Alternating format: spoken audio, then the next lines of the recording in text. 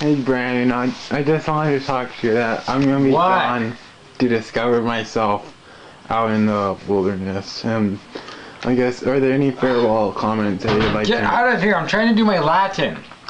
Alright, I understand. Alright, I'll close the door. Can't fail another one of these.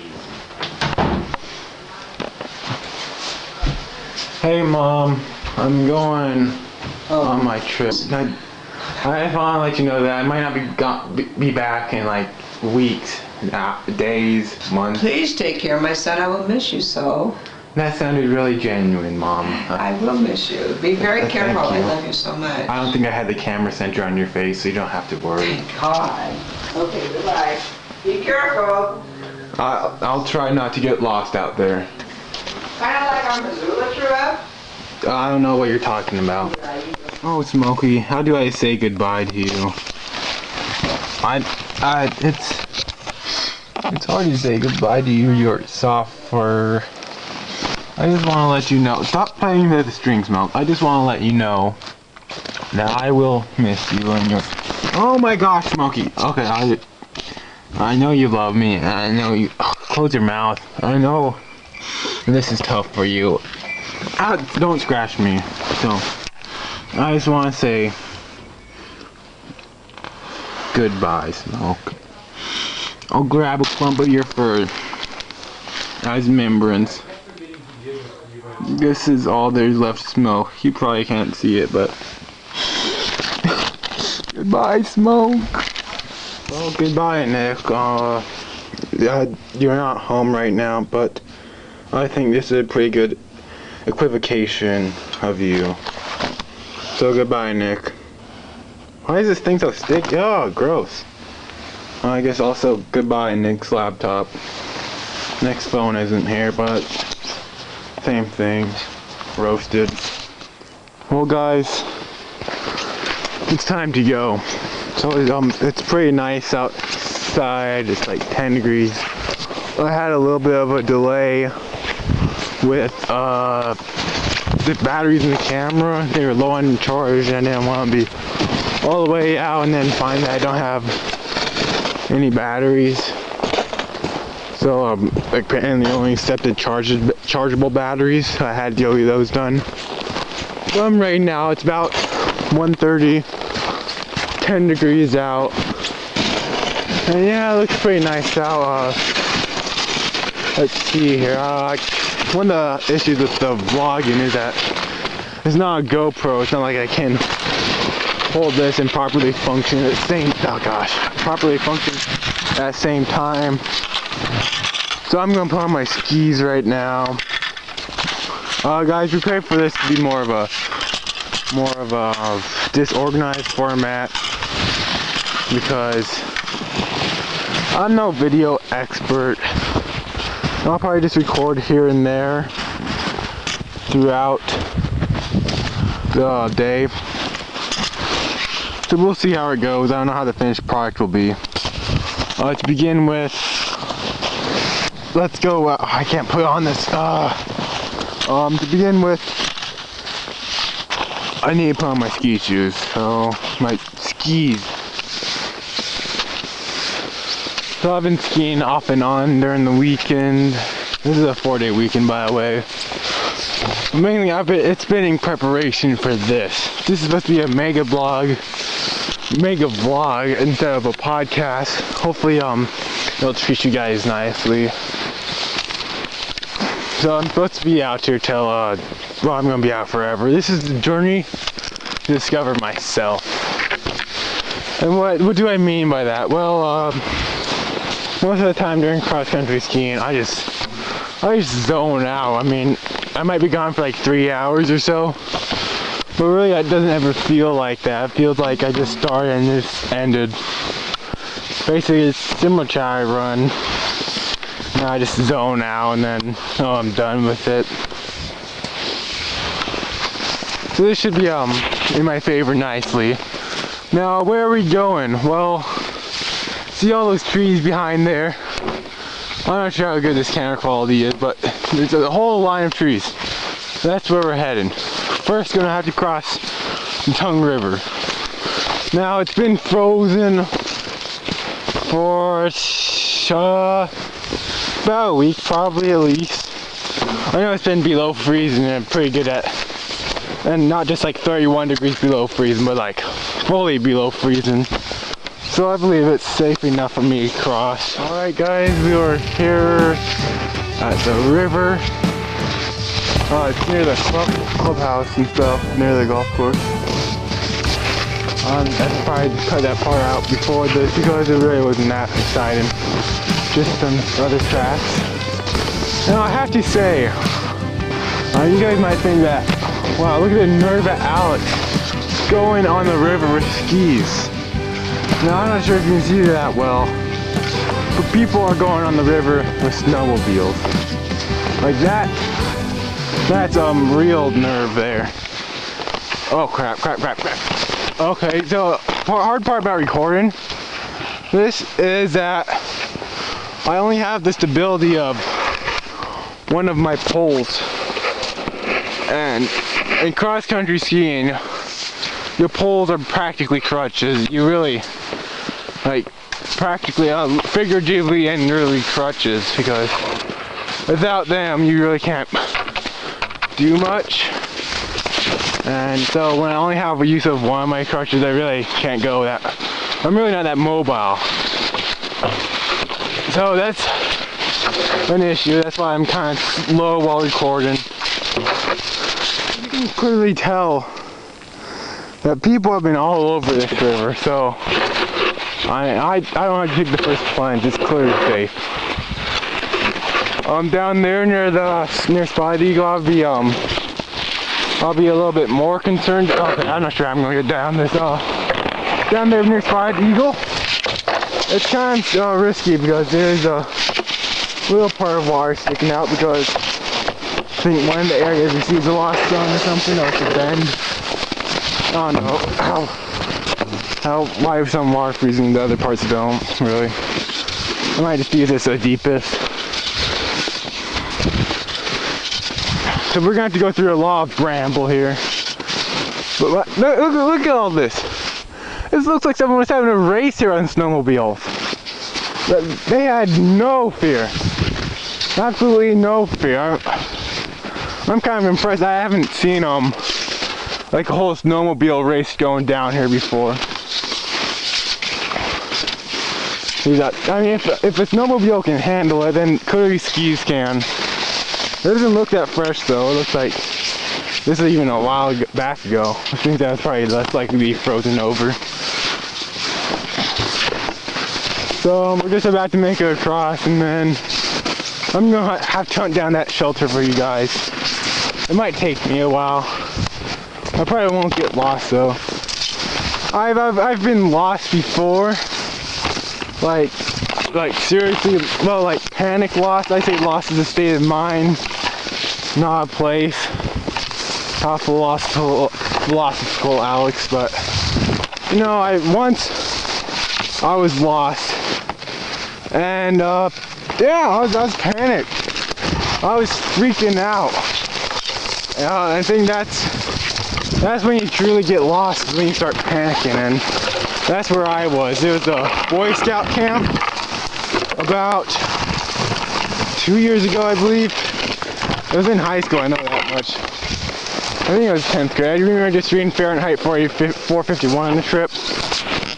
And I got lost on some trails in the backwoods kind of. It was in Minnesota. And I screamed for help and stuff, and I didn't receive any help. And I figured the best way to approach that was just to, you know, follow your tracks back. That's what they always say. What issue was that there were tons of trails that looked just like mine. I was following ATV trails, and it was practically impossible to tell what trail was mine and what was the other person. And in addition to that, I really, with the multitude of trails, I got panicked before I even felt lost, because flies, just a swarm of flies was like always going around me. Where is this place? This is just a clearing, but a swarm of flies always going around me, so I was already kind of like panicked. I was like, oh, let's just get this run over with, and I just started going down those trails as fast as I could until I was like, oh wait, I don't know where I'm at. And I mean, eventually I got back. It was like 3 hours. I eventually took the right trail back. But that was terrible. When I made it back to the camp, they kind of just stared at me, knowing that I wouldn't have went on a 3-hour run without them knowing. They probably knew that I was lost, but they didn't inquire about it because I was like, it was in the evening, so I just went straight to bed, and I was like, good night, everyone. I just waved. I didn't say anything. Yeah. So what can you take to prevent that? Well, here's what caused it. Actually, let's look at the causes. Hey, I was panicked. I didn't know where I was. I was worried that people might be concerned about me. Because to be honest, I don't care about myself. I just worry about like other people. Like, oh gosh, what if they call like the camp officers on me or something? B. Know your bearings. I've ran in cities before tons of times, and I've always known like where I'm at all times because I usually have landmarks, or if not, I can always just turn back on a road. Of course, if you're like in one of those suburbs where all the houses look identical, then you might be in trouble. But I've ran in like Billings before and places like that, and I've always found my way back. Let's see. Just don't be foolish, don't be irrational, don't make any irrational choices. Alright, I'm gonna drop that because I think we may have found our shelter. Alright guys, here's the shelter. No, I don't know who made it or why they made it. I thought about taking credit for it myself, but then I'm not sure if that would have been believable or not, but let's get in here. I mean, honestly, really well made. I don't know who made it up. Like I said again, it might have been some kids, but even for like little kids, it would have been advanced. Maybe a homeless person, but I feel like that's a bit unrealistic. Might have just been someone with like too much time on their hands. There's 2 entrances. This entrance has like a step here. I mean, it's actually like really warm in here. They clearly knew what they were doing, and like they have bramble covering it up. It's actually a really cool thing. Useful. So I'm gonna make a fire. So I got some steel wool here. Well, actually, let me tell you a story first. So where is it? So I was looking at my dad's lighters, you know. I was like, oh, I could do a fire, you know. But I realized something. I'm a Boy Scout. I don't need no lighter. So instead, I was going to get some flint and steel, but I don't think we actually had those. So instead, I got some steel wool and 9-volt batteries. Now, what we're going to do here is, oh, my gloves. I'm kind of actually warm here, so I don't think it's an issue if I take off my gloves. Usually I have too many layers on. So we got this. Got some dried, actually this is fairly dry. Some leaves. And we're going to start a little fire, you know? Where'd my steel wool go though? Okay. Now I'm not sure how this is supposed to work. I think you just apply it, if I remember correctly. Yeah, that actually works. It smells terrible though. Let me see here. Okay, so we gotta get a little fire started. This isn't actually working, guys. Okay, guys, here's what I'm gonna do. I'm gonna spread it thin, like this. Yeah, there we go.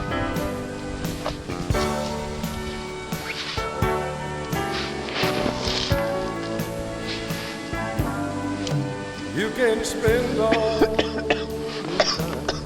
all back in the day, so like Klondikes and stuff, we would always have to Klondike's being the winter campery, we would always have to do these fires making stuff, and it would always be the worst part because the stuff they would give you would just be like incompetent until they'd be like, oh, here's a lighter. But you'd have to like build your own fire, get them kindling and stuff. You always want an Indian like teepee shape.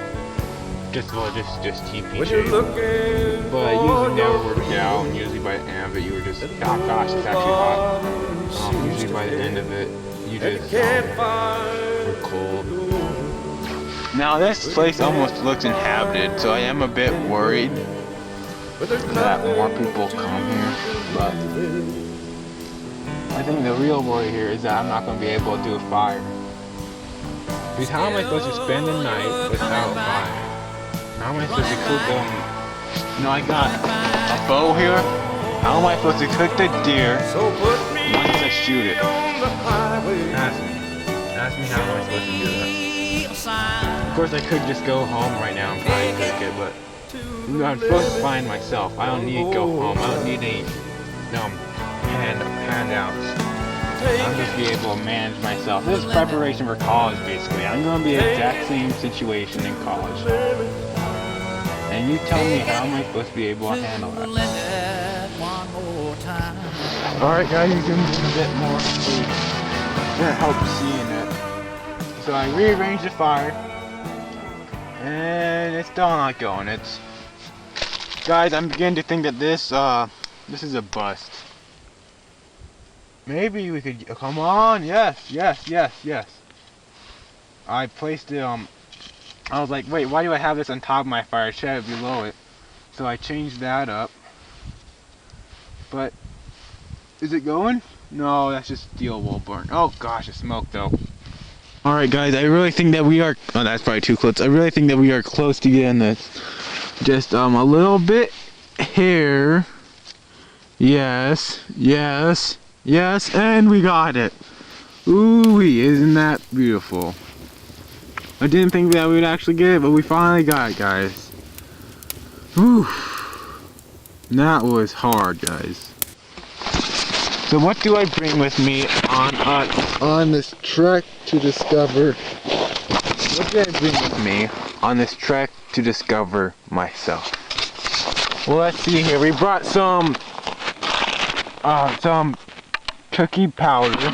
Well, we know that we can't do that because I can't get a fire to start. We brought a bow and arrow, so that way I can get some meat. This is a pan flute. Let me see if I can set this here real quick.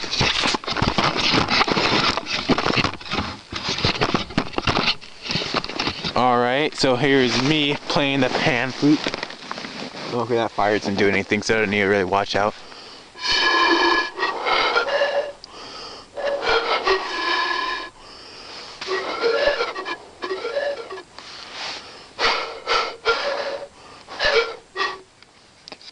So this is just for entertainment purposes, because when you're out here alone, well, you know, it's self-explanatory. Things can get lonely.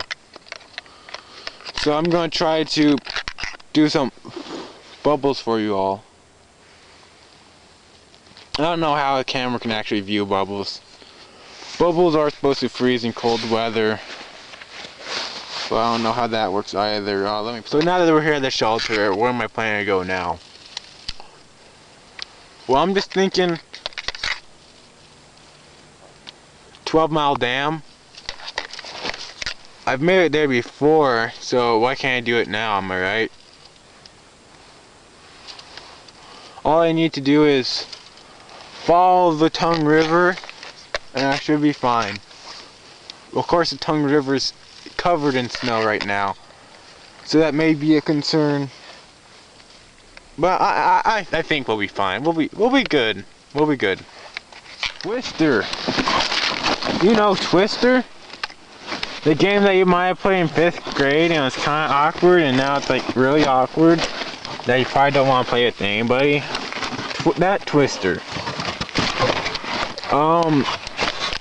Why did I get Twister? Well, sometimes you get bored. Like back in back in 5th grade during the summers. I was up 5th, 6th, 7th, 8th grade during the summers. I was always incredibly bored. And no one wanted to play Twister with me. So I had to play with myself. Just sad days. And Twister, not only is a game map, I'm not going to take it out right now, guys. But Twister is not only a game map, but it also uses as a tarp for insulation purposes. So, see there? I was really thinking ahead. I saw on my dad's gun shelf that there was like a whole bunch of guns that I could get while getting the steel wool. And I was like, sure, why not take some? As you can see, it's a real gun. Didn't you hear that? Let me cock it back. It's all steamed up, but it's a real gun. My dad spray painted the tip orange for some reason. He didn't actually use that many guns, so he was probably fine that I just took this. But yeah, as you can see, this is for self-defense purposes. Because as you can clearly see, those aren't my tracks. Those are someone else's. This shelter might be lived in, and if I want to stop here for the night or something, or maybe in a shelter down Tongue River, then I'm gonna need those. Then I'm gonna need that protection. Other than that, I brought a journal, a pencil. This is for maybe I can set notes to my family, and yeah, that's about it.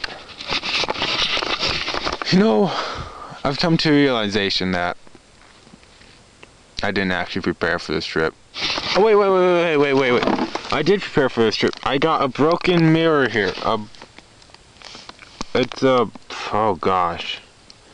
It's a mirror that shattered, but I can signal for help if I need it. So, if I'm saying in a dire situation, SOS. SOS with a mirror. And that'll be all. I'm gonna head back out on the road. I'm gonna let you know if I see any interesting sights. Alright, guys. So I'm about half a mile away from our shelter, and look what we found here. Another shelter and a picnic table. Well, how about that? So this shelter, again, whoever comes up with these shelters, whoever makes them, I would like to meet them, see where their rationale is for making them, because I mean, look at the amount of bark they have on this thing. It's incredibly well made, and like has a little bench there. It looks like, you know, really sturdy as well. I mean, whoever made it, they did a really good job on it, but my question is why? Why would they make a shelter like this? I mean, I could stay the night in it, but well, in this one not as much. I mean, I guess you protect it on 3 sides, but well, actually there's a tree blocking that, so I'm not sure why you would want to. And then this picnic bench is here. And I really don't understand why there'd be a picnic bench here, because we're out in the middle of nowhere right now. I mean, we're kind of near Spotted Eagle, but you would have to go through like a couple fences. Right now I'm technically trespassing, I believe, so I'm not sure why they would place a picnic bench here. It's just like, it seems like a waste to me. They could at least put it in the city dump instead of just placing it out here, but oh well. On our way we go.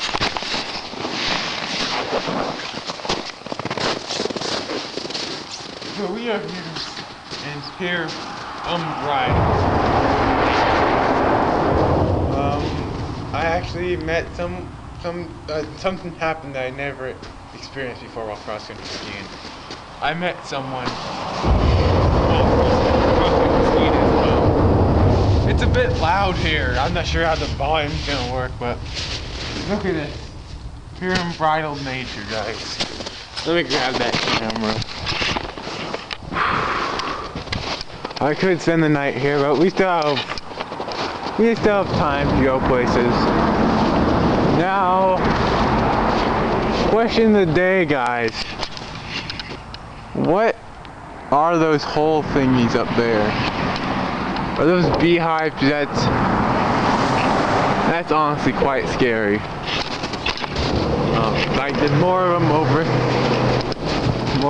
here. I can actually run now. That's nice. I don't know what they are. I just saw someone's tent under the underpass, so I'm gonna stop recording right now. So, what's our progress on that? Well, Like 12 Mile Dam right now. Probably like we are a mile in 12 Mile Dam. So roughly only 11 miles to go. I mean, that's following the river, so it should be only about 11 miles. How far are we into discovering ourselves? Probably also a mile, not much more. But yeah, back there, I don't know, what if that guy was in that tent? What if he was listening to what I was saying? That worries me. That's weird, guys. One of the worst things about cross-country skiing is blazing your own trail. That's what I'm trying to do. It literally took me like, it literally took me 5 minutes to just get up this little hill here. It's near impossible. It's like one of the most difficult things with skis. And you may say, Alex, why don't you just take the skis off? No, that's cheating basically. You're asking me to cheat, and I don't do that. I'm supposed to find myself. I can't find myself by cheating. I can't go 12 Mile Dam by cheating. So that's why, guys. Progress update. Well, this is just like recorded 10 minutes after your last video, so we've made about 10 feet maybe. Alright guys, we're out here hunting. We got our bow here. It's just a simple recurve bow, I think that's the term. And one arrow, just one. All I need is one, guys. So I got this pan flute here. It's in case we want to call animals. No, you guys, I probably didn't explain that well, but it's not just for entertainment, it's also in case we want to find animals here. So I found this lovely little clearing. It seems like a nice place for deer. Sorry about that, it seems like my battery ran out of charge. Luckily I came with a pair 9 volts. I somehow configured it to make it work like that. So I went back to my backpack, hid it in a discreet place, made sure that it wouldn't be found by anybody who might be out here. I think no one will find it. It's in a pretty discreet location. All right, here we go. This is the permanent factor whether I get dinner or not. If I can get that bird in that tree, I'll have dinner. I have to figure out a way to cook it though, but I still got some leftover steel wool since I was so effective. No, I actually have an archery badge with scouts, so I'm a bit of an expert at this. I can't get the notch to stay in. Number 1, you want your yellow sticking out, I think, maybe. Or is it sticking in? It might be sticking in. Number 2, you want to pull back. You want to pull back. Oh gosh. Number 3, look at this. Oh, you gotta have a good form. They always say follow through and golf. And fired.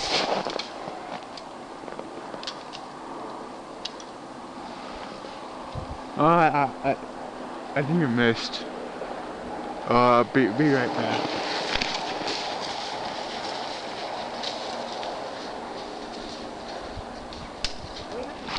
And then they got worried, and then they started making calls. And they found out that I was at the hotel. I mean, simple stuff. They should know that I have a good sense of direction. And like I said, I've only lost once in my life. So here's the skis. And now I need to find where my backpack is. I put it in a very discreet location. Like, it's somewhere in this proximity, I know that much. Yeah, I was thinking about how I got lost, and I really could have been more careful in the area. I just being lost, like I mentioned before, it's a state of mind. you're never truly lost. You always know where you're at typically. I mean, unless you just get dumped out of an airplane, then sure you'll be lost, but you can always follow a river or something back to civilization. Thought my backpack was here though, but over there probably then. Oh look, that's cool. I didn't even see that. I didn't even mean to take you guys to this. Oh, that's like a wheel or something. But so yeah, being lost is a state of mind. It's just don't let panic get the best of you. You know, it's getting kind of dark out, and that doesn't help me find my all black backpack. Well, I'm sure it's no concern. I just want to get that snack pack and then keep on trucking. I'm also out of water. I should have considered that. But I mean, hey, I got an infinite stream of water in the river, right guys?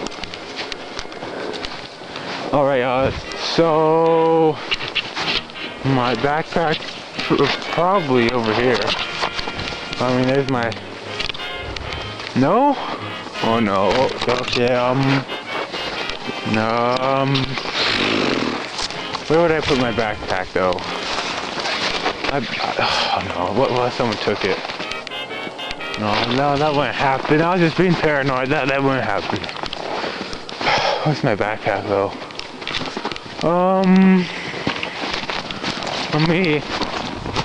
Let me check. Over yonder maybe?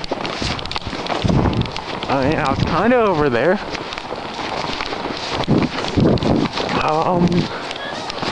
Yeah, it's over here. No. Oh gosh. No. It's gotta be here somewhere. I couldn't have just lost it. Someone take it? No. Not like this. There. That looks like. Oh, no. Stop it. No. Oh, I lost my bag. Oh gosh. My backpack.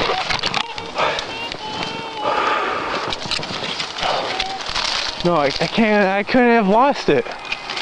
Like that. I couldn't have been that. I always know where I place my stuff. Where? It's gotta be here. Okay. It's somewhere here. Where else could I have put it? We need to follow our trail back and see if we can find our backpack. This is the next possible move I can make. I don't think... Where could it have been? I don't understand. Guys, I've been searching for the past 30 minutes. I've searched every nook and cranny. I've dug up every spot there is possible, and I can't find my backpack. Like I said before, I think I had to go back, and I really wish I didn't have to go back, but I'm gonna have to go back and find where my backpack was, because if I don't come home with that backpack, my mom, who already has very low esteem with me, is just gonna get lower. So I really need to do this. I don't even know. Should I continue recording? I guess I will. All I'm left with is my bow, my knife, my camera. Nothing more. Only 6 minutes left of recording time though. That worries me. After this camera is gone, after I can no longer talk to you, who is there left in the world? I don't have my twister, I don't have my bubbles, I don't have my steel wool that I can play with. I'll be left totally isolated. So, I don't know. I guess I'll see you along the trail, tracing my way back home. Well, I guess it all comes back to podcasts. Because right now, this is a pitch black screen you're looking at. And I've searched I've searched down this river, and I may have fallen in earlier. That's the reality of my situation. I've been going down this river for like 40 minutes now. This flashlight does nothing, by the way. Nothing. I wish I could show you where I'm at, but I've made it this far. I can keep on going. My feet have lost all sensations. My arms, my hands have lost all sensations. More painfully, my hands. It's really starting to hurt. I don't know where I'm at. I can't say help. No. I need to figure a way. I need to find my way back home. This is too much. Can you guys see me? Maybe you can, but I'm not. I'm terrible right now. I'm starving because I didn't get that dinner like I was hoping, and I can't find my backpack. Things are rough, but I gotta keep going for you, the viewers. I don't know, guys. Where am I? I thought the river was supposed to take me back home. Maybe I'm going the wrong way. Maybe I get on a different river. I don't know. The tip of the Yellowstone River. The fisheries are nearby. Maybe I went on some stream of them. Oh gosh. Only a minute left of video. I don't know what to do, guys. It wasn't supposed to go down like this. I was supposed to discover myself. I was supposed to be like, hey, so this is who I am as a person, and I gotta learn to embrace it. But here I am, just sniveling, whining, worrying. But I didn't make it 12-mile freaking dam. I could make a pun there, but I don't have the patience to. How is the podcast supposed to live on? That glorious podcast I got all those views, all those listeners. How is it supposed to carry on? It needs to carry on. Maybe this is a change right there though. Maybe it's just gotta expand out instead of just cross-country skiing, genius hour, and shorthand. I could do better. Well, guys, I think this is it. Only 30 seconds left to record. You know, I wanted to do something special with this. I wanted to do something special for a podcast. I want to do something special in the podcast in general. I tried to reflect that with my theme, but it was supposed to be high octane, kind of mysterious what I'm going to do each week. But I feel like I failed in that regard, just like I failed to find my way home. So I guess this is goodbye. Maybe a fitting end note here would be to end it with my podcast theme.